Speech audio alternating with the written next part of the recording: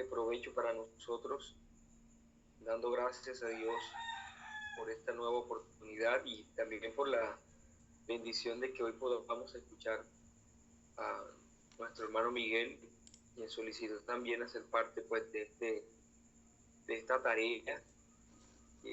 Damos gracias por su vida, mi hermano Miguel, que el Señor le guíe. Amén, amén. Amados hermanos, muy buenos días para todos.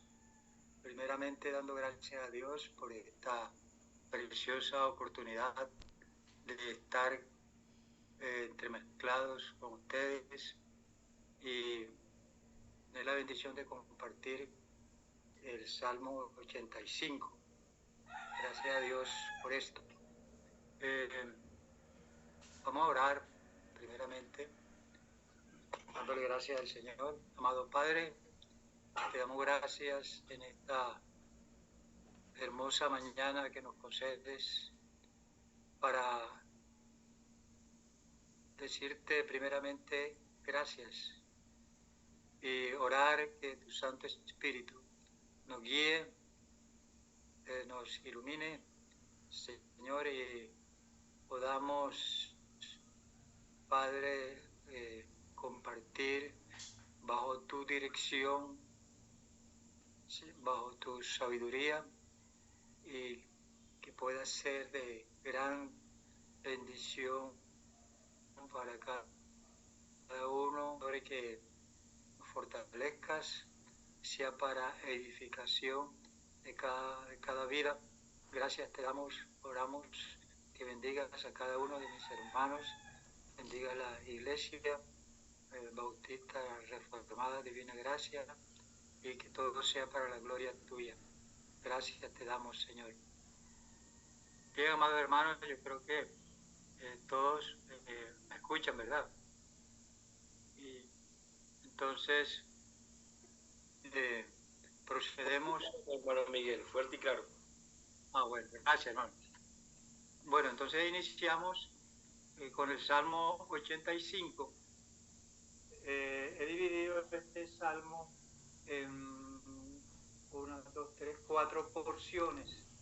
La porción del versículo 1 al 3 le hemos titulado El favor de Dios. El favor de Dios.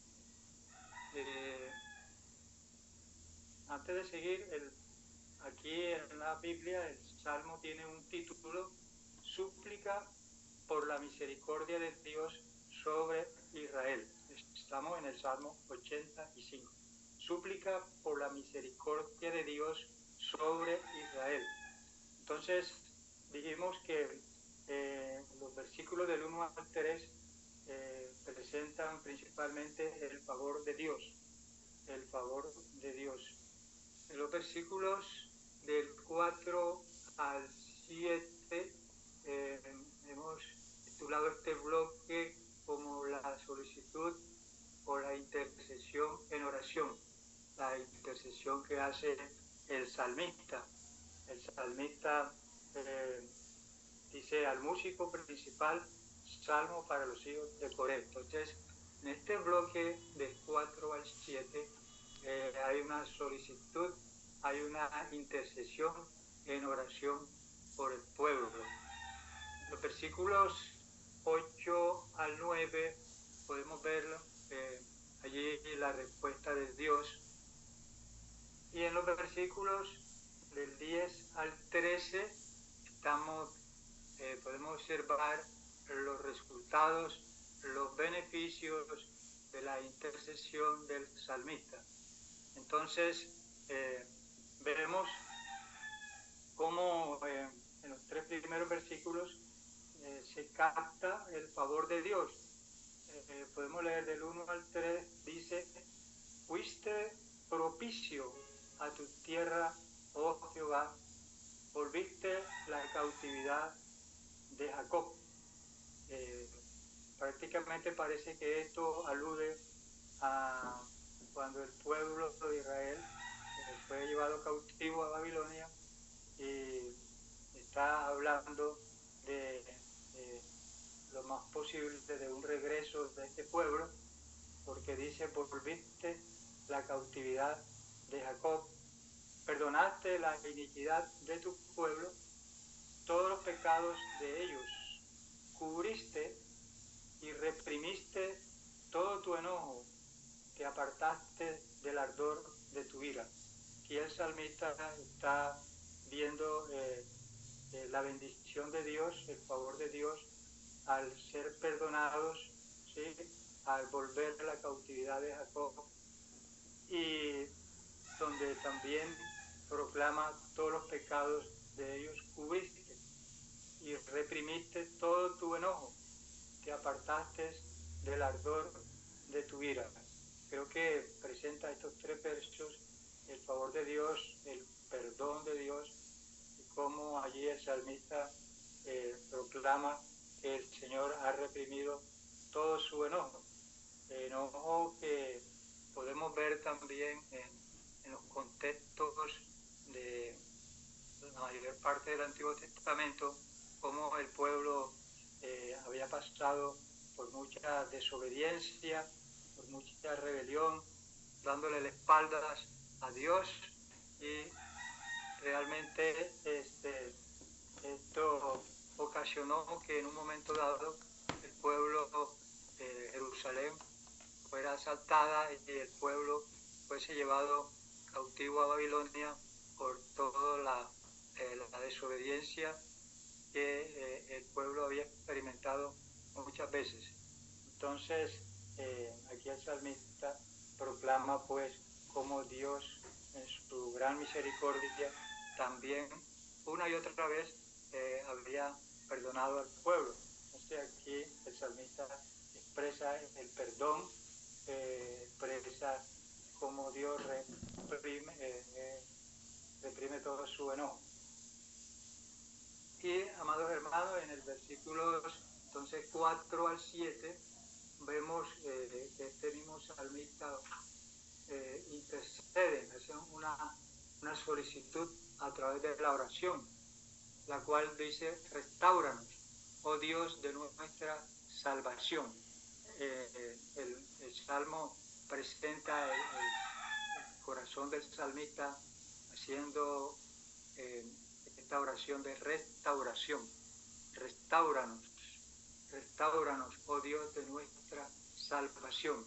Es uno de los objetivos también del salmo, del salmista, orar por la restauración del pueblo. Restáuranos, oh Dios de nuestra salvación, y haz cesar tu ira de sobre nosotros. De nuevo él está intercediendo para que el Señor haga cesar su ira. ¿Estarás enojado contra nosotros para siempre? Y el verso 6, ¿no volverás a darnos vida para que tu pueblo se regocije en ti? Muéstranos, oh Jehová, tu misericordia y danos tu salvación. Allí el salmista está orando para que el Señor muestre su misericordia y les dé la salvación. Siempre el salmista está empleando el plural: restáuranos, nosotros, y danos tu salvación. ¿Sabes? Está haciendo una intercesión por el pueblo, por todos. El verso 8 y 9 prácticamente es como una invitación del salmista a que escucháramos la voz de Dios. Dice: escucharé lo que hablará Jehová Dios. Ya después de hacer esa intercesión, el salmista dirige la atención para que se esté pendiente de lo que Dios va a responder. Porque dice: escucharé lo que hablará Jehová Dios, porque hablará paz a su pueblo y a sus santos. Diría yo que el salmista se mueve mucho aquí en fe, porque hablará paz a su pueblo y a sus santos. De cierta manera está profetizando para que no se vuelvan a la locura. Esta parte está también aludiendo donde dice para que no se vuelvan a la locura, o sea, para que no reincidan en el pecado, ya que muchas veces el pueblo había reincidido en pecar nuevamente, pero aquí el salmista, consciente de esta situación que el pueblo había pasado varias veces, dice para que no se vuelvan a la locura.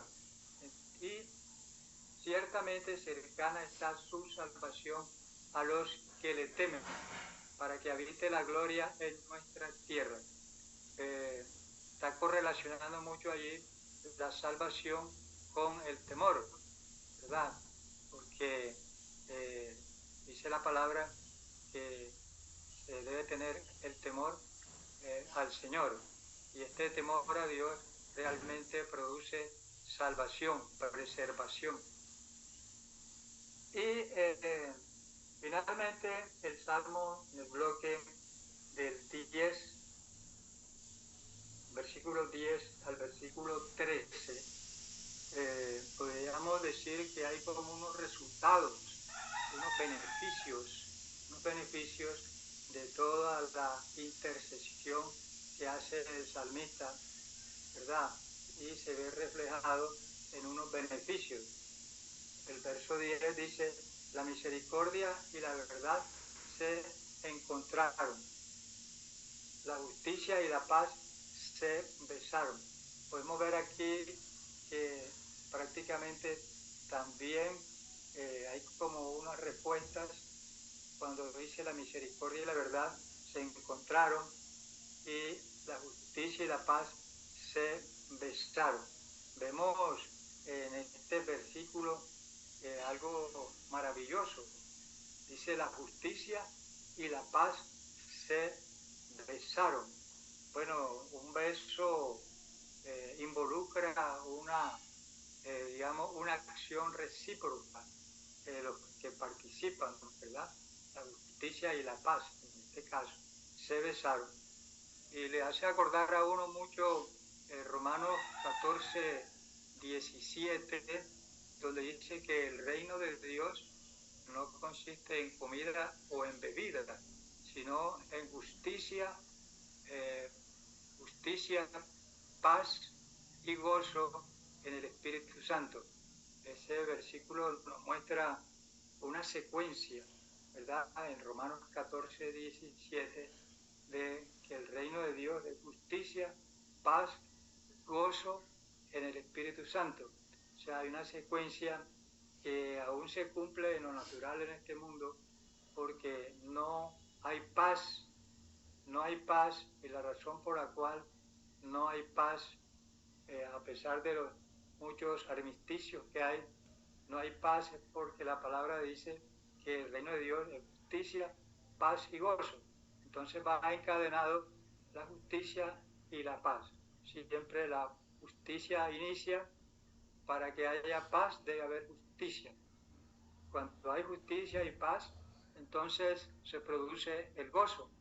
Y este versículo expresa cómo la justicia y la paz se besaron, pues indicando que había ya una bendición de la intercesión que el salmista hizo de los versículos 4 al 7. ¿Sí? Y además dice, la verdad brotará de la tierra y la justicia mirará desde los cielos. Es muy interesante.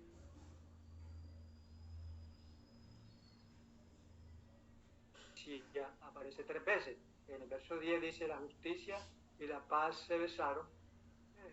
Luego dice, y la justicia mirará desde los cielos, y termina diciendo, la justicia irá delante de él.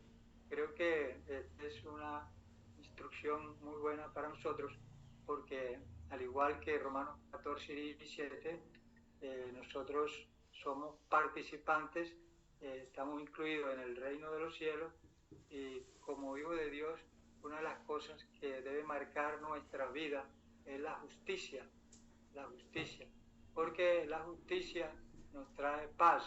Cuando somos justos, realmente nos sentimos en paz, y esto va a producir en nosotros gozo en el Espíritu Santo.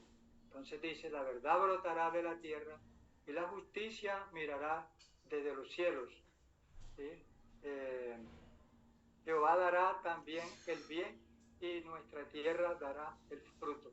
Cuando se produce la justicia y la paz, generalmente el resultado es que Jehová dará también el bien, y nuestra tierra dará su fruto. Y la justicia irá delante de él. Entonces aquí en estos versos vemos la abundancia espiritual que se produce también por medio de la justicia y de la paz. Se produce abundancia espiritual, y bueno, yo diría no solamente abundancia espiritual, sino que aún en la forma literal de nuestra vida diaria hay bendiciones cuando nuestra vida está regida por la justicia y la paz, y la tierra dará su fruto. La justicia irá delante de él. Muy interesante que nuevamente destaca la justicia como algo que va delante y que debe siempre preceder nuestra vida espiritual. Y dice, y sus pasos nos pondrá por camino, y sus pasos nos pondrá por camino. Entonces nos está mostrando el camino correcto.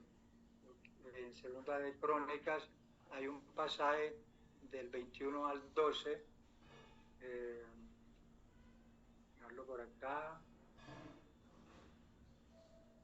Segunda de Crónicas, para leer el versículo 12 del capítulo 21.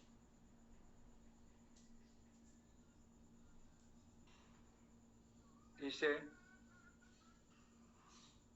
y le llegó una carta del profeta Elías, que decía, Jehová, el Dios de David, tu padre ha dicho así, por cuanto no has andado en los caminos de Josafat, tu padre, ni en los caminos de Asa, rey de Judá. Realmente el pueblo allí, como está mostrando también de la división que había existido entre Israel y Judá, ¿no? Los dos reinos, y vemos que la mayoría de los reyes de Israel tuvieron un andar muy pecaminoso, y realmente aquí presenta a Josafat, creo que fue el rey de Judá, y de Asa también, rey de Judá, que tuvieron un caminar recto delante de Dios. Por eso esta carta del profeta Elías decía, Jehová, el Dios de David, tu padre ha dicho así, por cuanto no has andado en los caminos de Josafat. Acordamos que Josafat fue un rey, caminó rectamente, ni en los caminos de Asa, rey de Judá, que también fue un rey que caminó rectamente.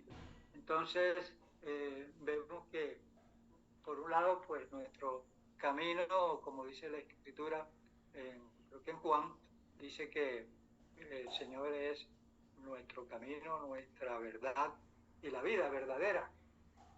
Y aquí está hablando que la justicia irá delante de él en el Salmo, y sus pasos nos pondrá por camino. Qué bendición que los pasos del Señor prácticamente nos pone en el camino de él.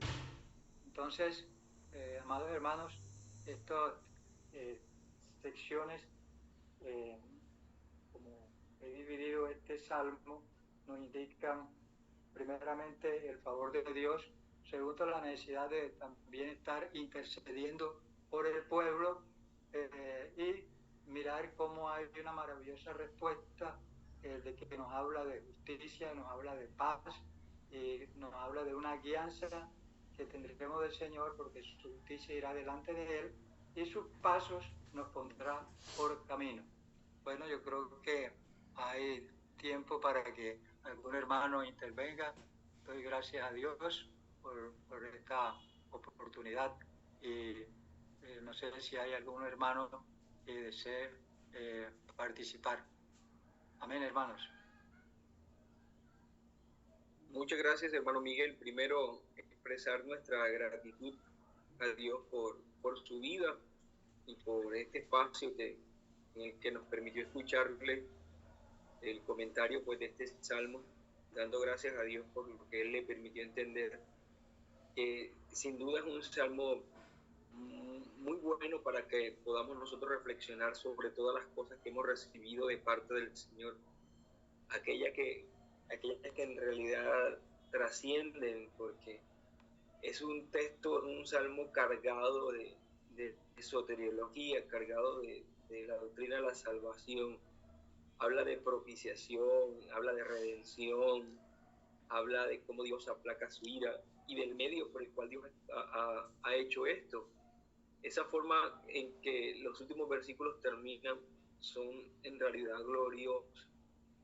Yo en particular siempre he pensado que el versículo 10 se refiere a Cristo, cuando habla de la justicia y la paz, que en Él, en Cristo, la justicia y la paz se besaron, se unieron. Porque bueno, el apóstol Pablo enseña claramente cómo en Cristo se halla tanto la propiciación como la justicia, en el que Dios aplaca su ira, como lo pide antes el salmista, y al mismo tiempo concede paz. Siempre he pensado eso, pues que el versículo 10 se refiere a Cristo, y más cuando en el versículo que sigue habla como la verdad brota de la tierra y la justicia viene de los cielos. Es como si se uniera esto divino con esto humano en la persona de Cristo, definitivamente. Y como usted explicaba, ya el versículo 13 no es otra cosa más que la doctrina de la justificación. Y es que la justicia le pertenece a Él, es de Él, pero sus pasos se ponen a cuenta de nosotros, como señala el versículo 3. Así que es un texto maravilloso. Y muchas gracias, mi hermano Miguel, por la explicación. Muchas gracias por hacer parte de este ejercicio que tenemos en esta iglesia. No sé si algún otro hermano quiera comentar algo o expresarle algo al hermano Miguel o señalar algún texto. Señor Miguel, muchas gracias. De verdad, hermano mío, que es de gran gozo verle pues utilizando este medio de gracia para edificarnos también a nosotros. Ha sido de mucho provecho y le animo a que siga adelante y Dios le siga ayudando, mi querido hermano. Bueno, hermano, gracias. Buenos días, pastor. Una pregunta. Jonathan.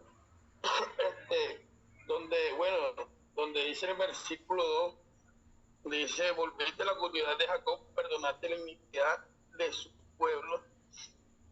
Ahí está hablando del pueblo como tal, o está hablando a futuro de lo que el Señor Jesucristo hizo al final, donde dice, en el día que usted estaba ilustrando, que ahí habla la justicia y la paz se besaron, que es Jesucristo. Es cuando Jesucristo y Dios se vuelven a juntar, porque ellos hubo una separación en la cruz, hubo una separación de Cristo, del Hijo con el Padre, y ya cuando Cristo nos perdonó, nos resucitó, se junta nuevamente Cristo con el Hijo con el Padre. Yo creo, Jonathan, que cuando tú miras, digamos, todos los primeros versículos en los que está hablando precisamente de lo que ya Dios había hecho con el pueblo de Israel, el ser propicio a ellos, el perdonar su pecado, el restaurarle, el frenar su ira, todas estas cosas son de verdad bendiciones que recibió el pueblo de Israel, pero que nosotros sabemos por la historia que no fueron totales, o sea, fue algo que recibieron, pero luego la ira del Señor se volvió a encender en contra de ellos pues por el mismo pecado. O sea, quiere decir que fueron bendiciones que no se dieron en su totalidad o en forma absoluta. Nosotros sí podemos estar seguros hoy que el enojo, la ira de Dios ya no está dirigida hacia nosotros. ¿Y por qué? Por Cristo, porque Él es nuestra salvación, como dice el versículo 7. Él es la misericordia, Él es la salvación. Entonces, allí es donde uno entiende que es tan necesario ese versículo 10 de la misericordia y la verdad, de la justicia y la paz, la que estén juntas. Y eso lo encuentra en Cristo. No, cuando decía que la verdad trataba de la tierra y la justicia miraba desde los cielos, me refiero a la misma persona de Cristo. Él es la justicia que viene del cielo, pero Él también es la verdad que brota de la tierra. Y en Él, en su persona, encontramos las dos cosas.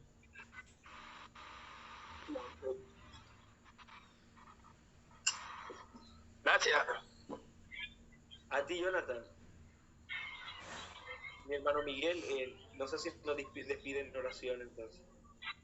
Amén. Gracias. Señor, te damos gracias en esta mañana una vez más por habernos permitido interactuar en comunión y haber recibido la orientación tuya a través de la palabra. Oramos, Señor Jesús, para que siga bendiciendo a cada hermano que participa, Señor, y que cada día tu palabra se ensanche y se encarne profundamente en nuestros corazones y que todo siempre sea para la gloria tuya. Gracias a los hermanos, al pastor, por haberme concedido este espacio y primeramente gracias al Señor porque así le plació. Bendice a cada santo en este día, en sus actividades, en su trabajo, en sus relaciones familiares, laborales y especialmente que podamos permanecer delante de ti en comunión contigo. Gracias te damos, Padre, en el poderoso nombre, precioso nombre de Jesús. Amén. Amén.